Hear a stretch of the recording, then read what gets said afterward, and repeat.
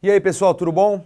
Estamos de volta agora para a gente falar de um tema que eu sou apaixonado, que é a gestão por categoria. É um tema muito importante para vocês entenderem algumas lógicas de como potencializar venda de todos os produtos da farmácia de vocês.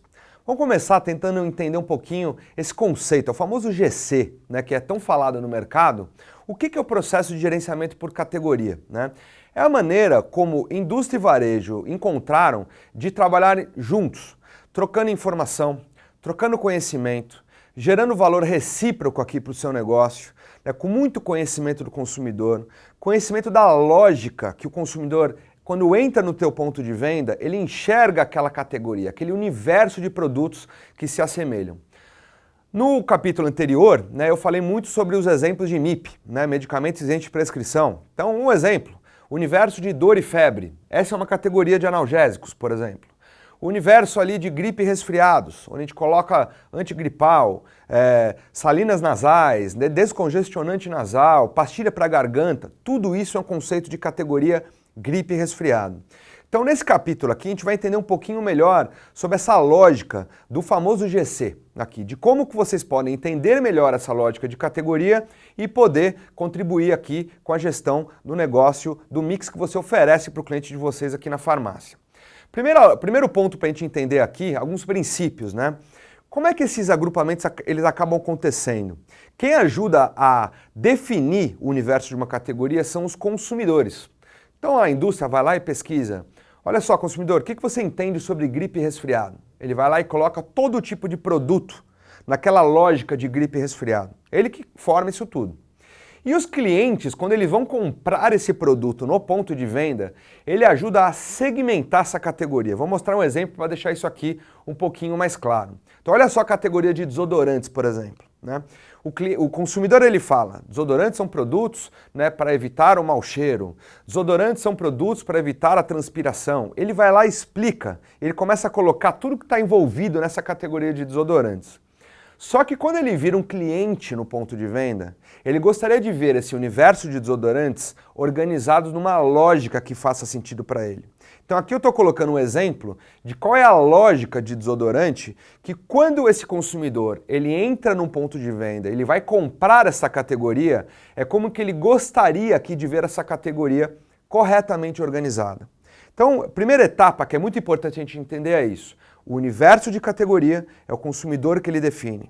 Quando esse consumidor ele entra no módulo compras, eu brinco que ele vira a chavinha e vira o seu cliente num ponto de venda, é como que ele gostaria de entender essa categoria organizada lá na gôndola. Então esse é o exemplo, né? Spray, roll-on, né? Tem todos esses produtos aqui, né, envoltos aqui dentro de desodorantes, que ele gostaria de ter uma lógica de separação clássica aqui. É só um exemplo para a gente ter aqui a definição clara ali para ele. Agora tem um ponto muito importante, que é uma estratégia que o varejo ele precisa adotar, é o tamanho de categorias que ele vai ofertar, né, no ponto de venda e a profundidade de mix que ele acaba tendo. Isso aqui foi um conceito muito importante do professor Parente. O professor Parente é um professor referência em varejo no Brasil, tem muita publicação do professor Parente, e esse é um conceito que a gente usa muito lá na SPM, que é o conceito de amplitude e profundidade de mix. O que eu quero dizer amplitude de categorias? Vamos fazer uma reflexão aqui. A farmácia de hoje a gente está em 2019, quando a gente faz uma comparação, todas as categorias de produtos que a farmácia hoje oferece, vocês acham que era igual a 15, 20 anos atrás? Não é. Ele mudou muito. O Canal Farma ele começou a ampliar o número de categorias que ele gostaria de oferecer no ponto de venda. No passado, a farmácia, lá bem no passado, há mais de 20, 30 anos atrás, a farmácia era muito focada só em medicamentos.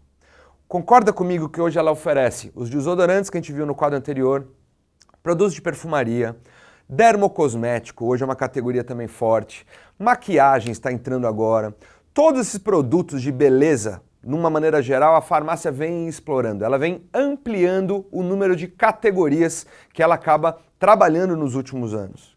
E um outro ponto, né, beleza, eu trabalho com algumas categorias, mas qual é a profundidade de mix que eu trabalho? Eu preciso ter todo o mix daquela categoria? Então esse quadrinho aqui é uma reflexão estratégica que eu quero provocar para você, gestor da farmácia. Qual o número de categorias que você gostaria de ofertar para o seu cliente?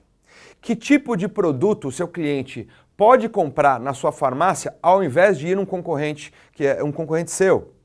Então essa definição é um tema muito importante. Eu só peço para vocês tomarem um cuidado que é fundamental aqui. Não deixar de lado a questão do medicamento.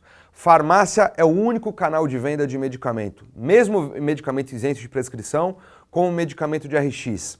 E eu vejo algumas farmácias querendo ampliar tanto o número de categorias e esquecendo o básico que é o medicamento. Deixando de atender corretamente um cliente que vai lá comprar um medicamento de prescrição porque a farmácia explorou tanto ali tintura para cabelo, fralda infantil, que ocupa um espaço muito grande na farmácia. Então ela acaba ampliando muito, né, o número de categorias e esquecendo muitas vezes do básico. O básico da farmácia é o medicamento. Esse é um tema fundamental aqui, um alerta que eu gostaria de trazer para vocês em cima desse quadro, né? Esse quadro ele mostra que não tem uma definição única. É uma reflexão que eu faço para vocês como gestores para tentar fazer um correto planejamento do número de categorias e o mix que vocês colocam em cada uma dessas categorias para gerar cada vez mais valor ao cliente de vocês. Falando em mix, aqui é um grande desafio, né? Aqui é a famosa curva do Pareto aqui. Quando a gente pega determinada categoria, né, vamos supor uma categoria lá que vocês têm 100 itens de vendas, né, o que a indústria chama de SKUs. Vocês têm 100 SKUs em determinada categoria. Muitas vezes os 30, 40 SKUs que mais vendem daquela categoria representa às vezes 90% a venda daquela categoria. E tem aqueles famosos SKUs que estão lá no final da cauda, né? Que ele está lá, ele não tem uma performance de venda tão importante, mas ele tem um papel importante na categoria quando a gente pensa em sortimento. Então esse é um grande desafio aqui do varejo, entender a famosa curva ABC, né, do sortimento de cada uma das categorias, tendo muita atenção nos itens que mais vendem, né? E também um carinho especial para os itens que menos vendem, porque eles compõem aqui uma estratégia dentro de uma categoria, né? Vamos dar um exemplo aqui, eu mostrei a estrutura de desodorantes para vocês. Vamos supor que o que mais vende na tua farmácia é desodorante Rolon. Talvez o Rolon é a que mais sai na farmácia de vocês. E o spray não tem uma performance de vendas tão grande aqui comparado com o Rolon. É só um exemplo fictício, tá ok? Então o que acontece? Um pensamento inicial, talvez um dono de uma farmácia fala, então eu vou descadastrar o spray e só vou trabalhar com Rolon. Seria fácil essa decisão, mas não é o que o consumidor espera. Porque tem aquele cliente que vai querer o spray. E se ele entrar na tua loja e não encontrar o spray, ele vai sair da sua loja com uma imagem negativa da tua farmácia. Ele vai falar, aquela farmácia não tem o desodorante que eu quero. Então esse é um desafio do varejo, né? O varejo adoraria só viver dos produtos que mais vendem, mas por uma estratégia de categoria, alguns itens que têm uma performance de venda inferior aos que mais vendem, faz parte de uma estratégia importante daquela categoria ali para o ponto de venda. Pessoal, vamos falar agora de um tema importante aqui para o desenvolvimento e gestão de categoria, que é a força do merchandising. O merchandising é muito poderoso, pessoal, para aumentar a venda. E eu quero trazer aqui, primeiro, uma reflexão sobre o cliente, como é que ele enxerga os produtos no ponto de venda, né? Como é que é o processo de visualização das marcas e produtos no PDV. E também eu vou mostrar um exemplo, um case muito forte, né, que nem aconteceu aqui no Brasil, mas assim, ele é muito ilustrativo dessa força do merchandising. Primeiro é o seguinte, vamos entender como é que o cliente enxerga os produtos quando a gente vai fazer uma compra. Vou fazer uma reflexão aqui sobre o supermercado. A gente com um carrinho aqui, passando por um corredor, né, num supermercado, que a gente vai fazer a compra do mês, alguma compra que a gente vai lá no canal alimentar. Vamos supor que a gente já tem uma marca na cabeça. Então a gente começa a caminhar com o carrinho, nessa parte da esquerda, que é a imagem da esquerda que eu tô colocando, e a gente começa a escanear as gôndolas automaticamente, tentando encontrar o produto que nós estamos buscando. Então se a gente está lá com algum produto em mente, né, esse produto, olha como é conectado com o capítulo anterior, as experiências das marcas. Quando a gente é fiel a uma marca, a gente sabe exatamente a identidade de cor daquele produto. Então vou dar um exemplo aqui no mercado farmacêutico. Quando a gente fala em Dorflex, que é uma marca muito forte de analgésico, todo mundo já sabe que o Dorflex é azul. Quando a gente vai lá para um Advil, por exemplo, todo mundo sabe que o Advil é vermelho. Quando vai para fralda, Pampers, todo mundo sabe que a Pampers é verde. Então, essa história que a indústria sempre foi comunicando as suas marcas, na mídia, o relacionamento que os clientes têm com aquele produto, a imagem de cor, a identidade de cor já está na cabeça do cliente quando ele vai fazer a compra no ponto de venda. Então, se a gente está procurando determinado produto no momento da compra, nós estamos ali com o carrinho, no caso do canal alimentar, no caso da farmácia, nós também estamos com a nossa cestinha de compra andando pelas gôndolas e procurando aquela identidade de cor do produto.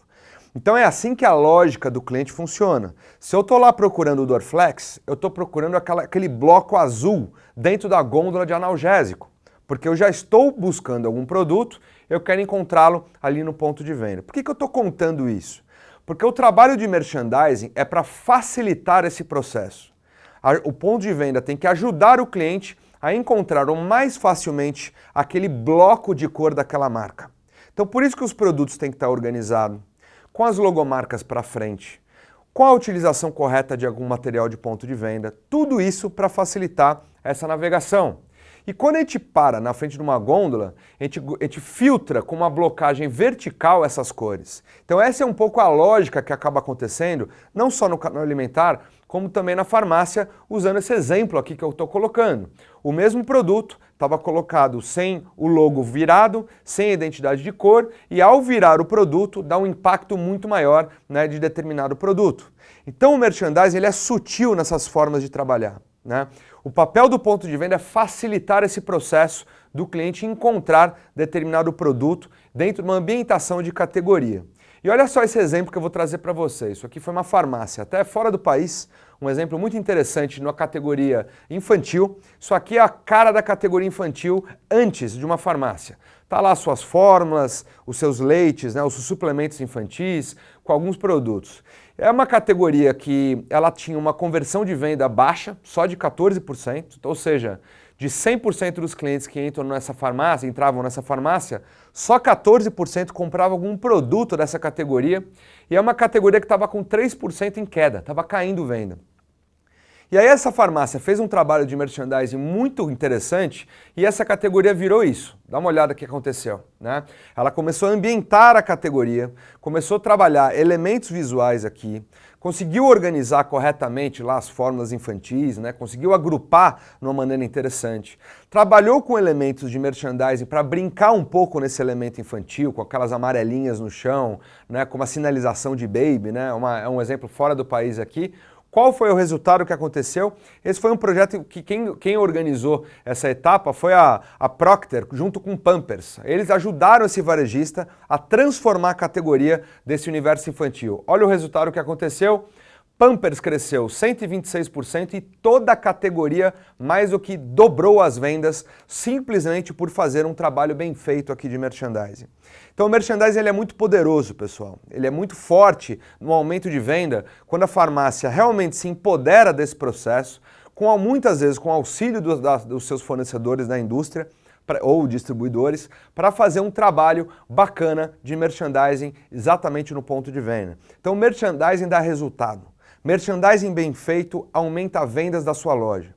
E para ajudar também nessa estratégia de merchandising, o que a gente começa a entender também? As práticas promocionais dentro de uma categoria.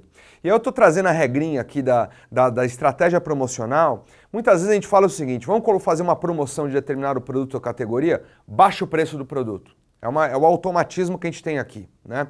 E baixar o preço não é necessariamente fazer uma promoção bem feita da categoria. A categoria ela cresce juntando 3 elementos importantes aqui. Primeiro o seguinte, trazendo mais clientes para dentro da categoria. Lembra que eu falei da incidência de 14% naquele exemplo? Naquela atividade aumentou a incidência. Então é a primeira esfera promocional que eu coloco aqui, que é o aumento da penetração daquela categoria. Mais clientes estão comprando aquela categoria. Isso aumenta a base de compradores, concorda? Então essa é uma estratégia importante para aumentar a venda. Aumentar a base de clientes que compram determinada categoria. A segunda estratégia também, que ela é muito interessante, né, é a frequência de compra. Eu gosto de usar umas categorias clássicas aqui com sazonalidade. Vou dar um exemplo de dermocosmético no Brasil. A população brasileira usa protetor facial, protetor solar facial, muitas vezes no verão, que é o nosso período sazonal, quando vamos para a praia. Por isso que tem um pico de sazonalidade de proteção solar para rosto. Agora hoje, a grande maioria das mulheres já sabem que a recomendação do dermatologista é usar protetor solar todos os dias. Então uma estratégia de proteção solar facial é aumentar a frequência de uso e naturalmente a frequência de compra. Farmácia poderia provocar essa história. Quando vem uma consumidora comprar algum tipo de produto para estética, para o rosto, fala assim, você já utiliza proteção solar todos os dias? Você sabe quanto é importante isso? Olha só como uma educação, ela vai mudando um hábito. Muitas categorias passam por um processo de educação e maturidade do seu cliente. Eu coloquei só um exemplo aqui de proteção solar facial, que é uma categoria que vai crescer para o futuro, usando aumento de frequência de compra e de uso, né, para o futuro que vai acontecer. Claramente, essa é uma tendência muito forte. E uma outra estratégia também muito utilizada é provocar o peso da compra. Então olha só que interessante, eu vou usar a categoria de analgésico mais uma vez como exemplo. Eu chego numa farmácia, no momento da dor, eu estou com uma dor de cabeça, estou lá entre meu trabalho, entre alguma reunião e está me dando aquela dor de cabeça no meio da rua, né? Eu estou lá, não estou em casa, então eu preciso comprar algum medicamento naquele exato momento para resolver a minha dor de cabeça que está lá insuportável, né? E eu vou lá para comprar, qual é o produto que está na minha cabeça? A marca que eu tenho preferência, só que a minha intenção de compra é para comprar o blister daquele produto. Blister é uma embalagem menor, concorda? Uma embalagem às vezes com 2, 3 cápsulas que eu vou ter um desembolso entre 3 a 5, 6 reais, dependendo da marca. Fica naquele range ali, naquela faixa de preço que eu estou predisposto a gastar. Só que quando eu chego lá no ponto de venda, eu vou comprar o blister da minha marca. Eu vejo do lado do blister a caixa do mesmo produto, vendendo, ao invés de 3 comprimidos, 20 comprimidos. A um preço, no custo por comprimido, mais barato que eu fosse comprar o blister. Olha só que interessante. Ao ver esse preço mais atrativo para a caixa do produto, eu posso aumentar o meu ticket. Ao invés de comprar o blister, eu vou comprar a caixa. Poxa, eu sou fiel àquele produto, né? Eu sempre uso aquele medicamento. Já que eu vou comprar ele mesmo, eu vou comprar a caixa que eu estou pagando mais barato o preço da cápsula. Essa é uma estratégia clássica de aumento de ticket que a gente está falando aqui. Eu fui gastar entre 3 a 5 reais e de repente eu gastei 20 reais, porque eu comprei a caixa. Então olha como tem algumas sutilezas em estratégias promocionais, né, que você consegue usar, né, para desenvolver aqui uma categoria. Perfumaria muitas vezes faz isso também. Fui lá para comprar um desodorante e vi aquele pack lá com 3 unidades a um preço promocional. Eu estou provocando o aumento do peso da compra, né? O ticket médio. Estou subindo o ticket em cima de uma estratégia promocional. Então aqui, pessoal, é muito importante a gente entender, promoção não é simplesmente baixar preço. Promoção é fazer uma categoria crescer, é impulsionar a venda de uma categoria. E aqui vão as 3 regrinhas clássicas para a gente entender bem essa lógica. Aumento do número de clientes que compram aquela categoria, aumento de frequência de compra daquela categoria ou aumento do peso da compra daquela categoria, subindo o ticket médio. Pessoal, estamos de volta agora para a gente falar um pouquinho sobre as categorias do varejo farmacêutico. No capítulo anterior a gente passou um pouquinho sobre a parte teórica da visão e gestão de categoria. E agora a gente vai entrar um pouquinho mais em detalhe sobre essa visão das categorias dentro da farmácia. Vamos lá? Bom, primeiro eu estou pegando alguns dados aqui, né, de mercado, né, como é que o mercado enxerga todo esse autosserviço da farmácia. Eu vou falar muito do autosserviço aqui, porque atrás do balcão a gente sabe que são os medicamentos tarjados. Mas quando a gente olha o autosserviço da farmácia, o mercado ele agrupa as categorias que podem ir para o autosserviço da farmácia em 4 blocos aqui, eu vou explicar cada um deles aqui, tá? Fazendo um parênteses aqui, vocês vão ver agora nesse capítulo alguns números que o mercado vem atualizando, vem proporcionando, para vocês entenderem o tamanho dessa história aqui no mercado. Esse universo de produto que a gente chama de autosserviço, tudo que pode estar lá no autosserviço da sua farmácia, no Brasil chega a quase 50 bilhões de reais. Esse dado aqui de 47 bilhões era de 2018, a gente está ainda finalizando aqui o ano de 2019, mas com certeza esse número vai passar de 50 bilhões de reais em 2019, de tudo que pode ser comercializado no autosserviço da farmácia. E na verdade, o que é comercializado no autosserviço, o mercado quebra em 4 blocos aqui. O primeiro bloco é o medicamento de OTC ou MIP, como o mercado chama. OTC, para quem não conhece essa terminologia, é uma terminologia em inglês que chama medicamentos over the counter, que se chama acima do balcão, que ele pode estar no autosserviço da farmácia. No Brasil a gente chama de MIP, Medicamento Isento de Prescrição. Tá? Então o primeiro grande bloco de produtos, vocês vão ver que esse é o bloco mais representativo em vendas do autosserviço da farmácia, é o medicamento isento de prescrição.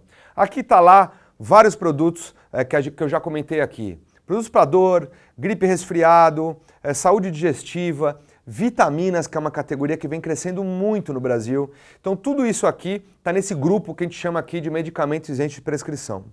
O outro bloco que eu queria chamar a atenção aqui para vocês é o HB, ou higiene e beleza. Aqui está produto para cabelo, desodorante, entre outros produtos de higiene pessoal que o consumidor quer comprar. Muitas vezes ele comprava antigamente no supermercado e hoje cada vez mais a farmácia é um destino para esse tipo de produto e categoria. Então é uma categoria importante e bem representativa também no autosserviço da farmácia.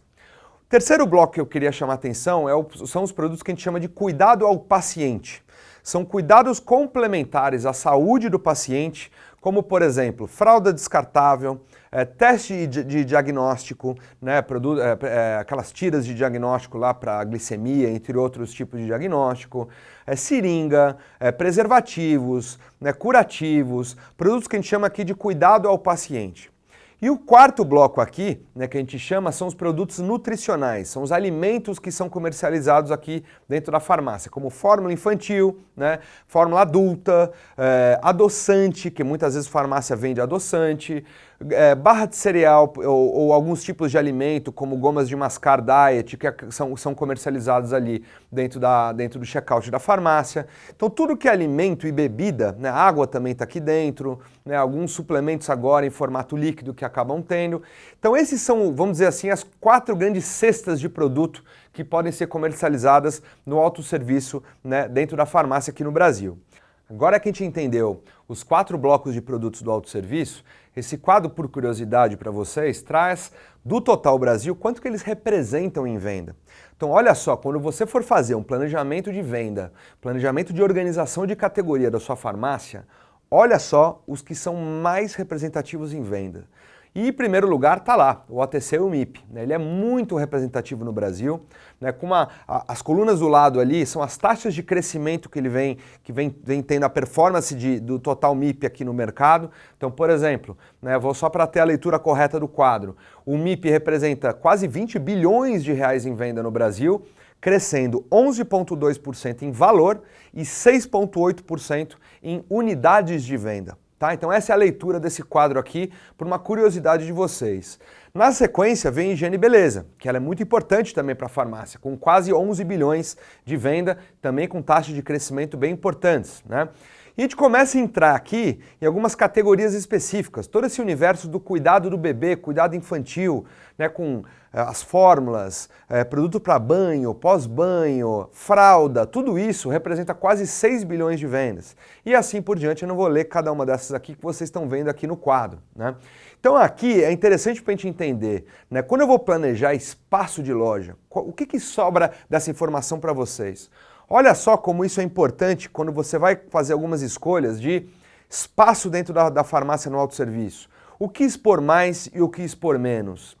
Será que você não está expondo uma categoria, né, com muito espaço dentro da tua farmácia que tem baixa representatividade de vendas? Então esse é um tema importante aqui para você entender a lógica do faturamento para fazer as corretas escolhas aqui dentro da farmácia. Né?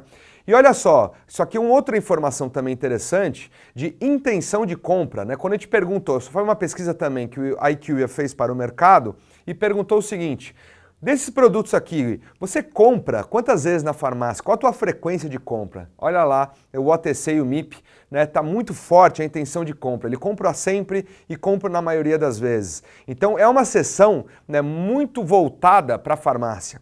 Então, mais uma vez eu relaciono essa intenção de toda relacionada do cliente quando entra na farmácia querendo comprar um MIP, muitas vezes esse MIP está mal exposto, ele está escondido, né, ou ele está, o que é péssimo para o cliente e para os seus negócios, exposto atrás do balcão. Tá?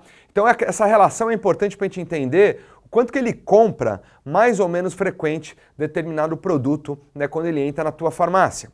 E aí, olhando a história do MIP, o tamanho desses mercados de MIP, a gente quebra aqui o MIP. Esse quadro foi bem interessante, um estudo que a gente fez, foi o Guia Pharma de Categorias lá na SPM, que eu tive o prazer de coordenar esse trabalho lá na escola. A gente organizou a correta exposição de MIP na proporção correta entre as suas categorias. Então, olha só, dor e febre representa quase 31% desse universo de MIP. Ela é muito forte, essa categoria de dor e febre. Gripe e resfriado, 16%. Saúde gastrointestinal, 19%. Vitaminas, 17%. Ou seja, aqui a gente pegou a proporção de faturamento dessas categorias dentro do MIP e fez uma recomendação mais estratégica de quanto teria que ter o racional de espaço por cada uma dessas categorias dentro do MIP. Então isso aqui é um exemplo de inteligência recomendada, né, na forma de expor e forma de agrupar corretamente esses produtos aqui no ponto de venda. Então, pessoal, esse foi um capítulo importante para a gente entender justamente os universos de categorias que existem no PDV da farmácia. O que cabe ao ponto de venda? Fazer as escolhas corretas. Não expor erradamente algumas categorias que são mais representativas, como eu usei aqui o exemplo de MIP, só para dividir com vocês esse racional. Muito importante vocês terem as decisões corretas, começando por um bom planejamento e fazendo as escolhas corretas no ponto de venda.